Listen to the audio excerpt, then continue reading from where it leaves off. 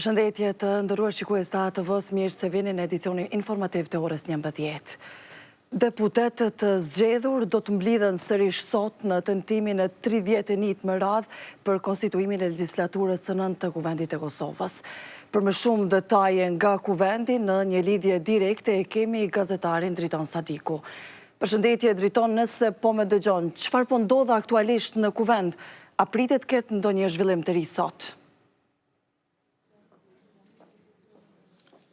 Po përshëndetje edhe për juve, pra është sot seanca ose tentimi 31 i deputetëve për ta bërë konstituimin e Kuvendit, pas 30 herë dështimi radhazi për ta bërë pra një gjë të tillë, teksa vetë është afruar koha kur duhet filloj seanca, ka fare pak deputet që kanë ardhur nga kjo pjesë pra për të hyrë në sallën e Kuvendit ku edhe do të vazhdojë të mbahet seanca, ndërkohë që sot deputetët në tavolinë do ta kenë edhe një propozim 15 pikësh nga Lidhja Demokratike e Kosovës për qeveritë unitetit pra e publikuar ndje nga kjo parti, cilat janë pikat kryesore pra që mund të ta bëjnë një qeveri të përbashkët, pse nuk është se ka marrë edhe përkrahjen nga subjektet e tjera politike, pati më herët një deklarim të deputetit të LDK-s Armen Zemaj, i cili tha që janë pika me rëndësi nacionale dhe që duhet të trajtohen si të tilla, por që nuk është se kanë dërguar një dokument të tillë secilës parti veç, pra mbetet të shihet se cili do të jetë deklarimi zyrtar, ani pse ka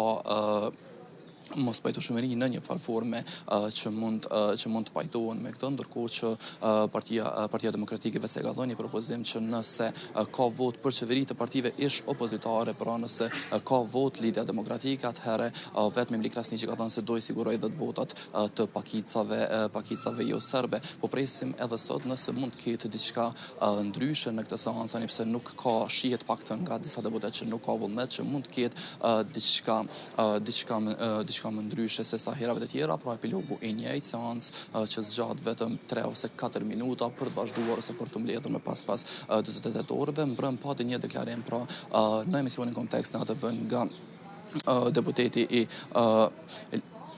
nga deputeti i vetëvendosjes Glau Kunjufca, i cili tha se kanë të drejtë pra disa parti që të bëjnë propozime, ndërkohë është duke deklaruar deputeti Davut Haradinaj, ju ftoj ta ndjekim deklarimin e tij.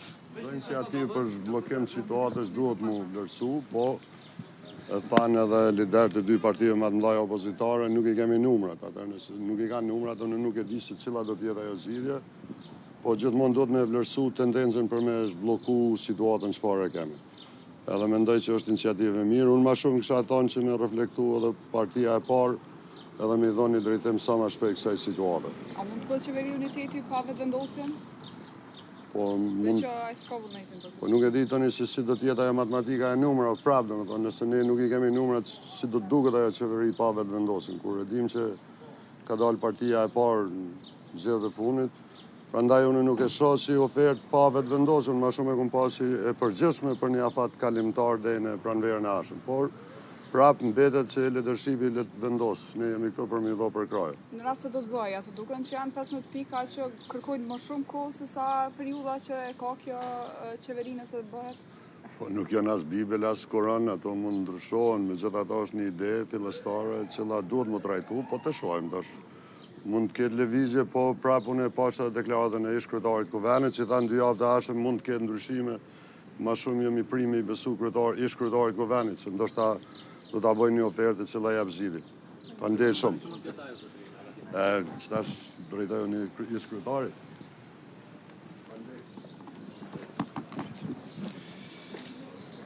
Atëherë, e tha edhe deputeti Davut Haradinaj, pra e citoj deklarimin e Glau Kunjufcës, i cili ishte mbrëm në emisionin Kontekst, ku tha që brenda javës së ardhshme ose eventualisht brenda 2 javëve mund të bëhet një zgjidhje për konstituimin e Kuvendit, e sipas tij, pra mbetet të shihet nëse ka ndonjë ofertë që vjen nga partia fituese në këtë rast për ta bërë zhbllokimin e institucioneve fillimisht me konstituimin e Kuvendit. Studio. Të falenderojmë Driton për këtë inkuadrim të drejt për drejt, ndërkohë në emisionin Kontekst në ATV, nënkryetari i Lëvizjes Vetëvendosje Glau Kunjufca deklaroi se partia e tij nuk ka vullnet për një koalicion me Partinë Demokratike të Kosovës, ndërsa theksoi se Lidhja Demokratike e Kosovës e ka refuzuar 2 herë ftesën për bashkëpunim nga kryeministri Kurti. Kjo marrëmendja do të analizohet edhe prej vetëvendosjes, kjo që u prodhua nga Lidhja Demokratike.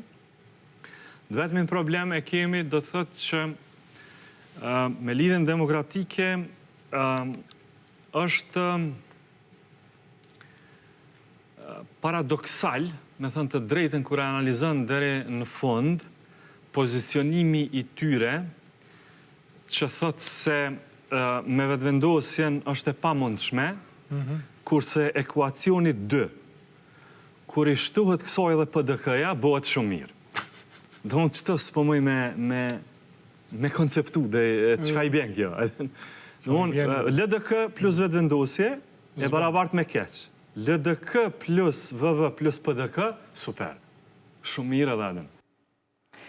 Vazhdoj me edicionin me informacione të tjera. Komisioni Qendror i Zgjedhjeve ka njoftuar se me 23 korrik 2025 nis periudha për regjistrimin e votuesve jashtë Kosovës për zgjedhjet lokale.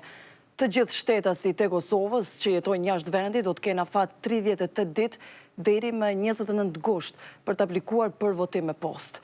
Regjistrimi mund të bëhet në 2 forma: përmes platformës elektronike të KQZ-s ose përmes postës, duke dërguar aplikimin në kutinë postare të KQZ-s në Kosovë. Ndryshe nga zgjedhjet parlamentare, votimi për zgjedhjet lokale bëhet vetëm me postë, pa përfshirje në përfaqësive diplomatike. Votimi me postë për të regjistruarit do të zhvillohet nga 17 shtatori deri më 11 tetor 2025.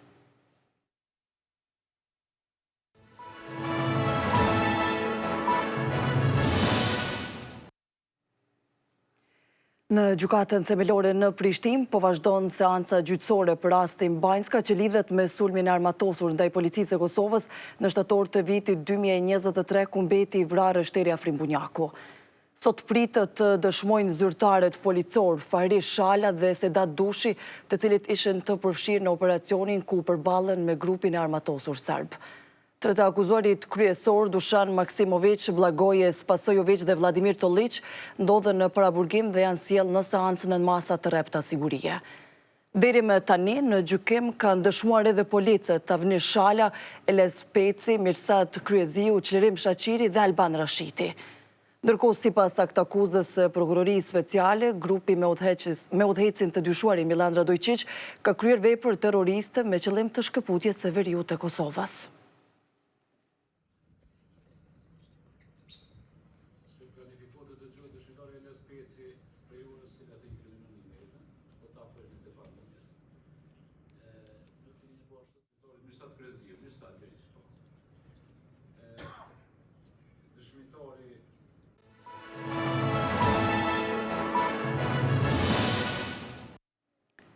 Izraeli ka kryer sulme ajrore ndaj 10 objektivave në Iran, përfshirë qendra të programit bërthamor dhe baza ushtarake, duke përfshirë edhe objektin bërthamor në Natanz.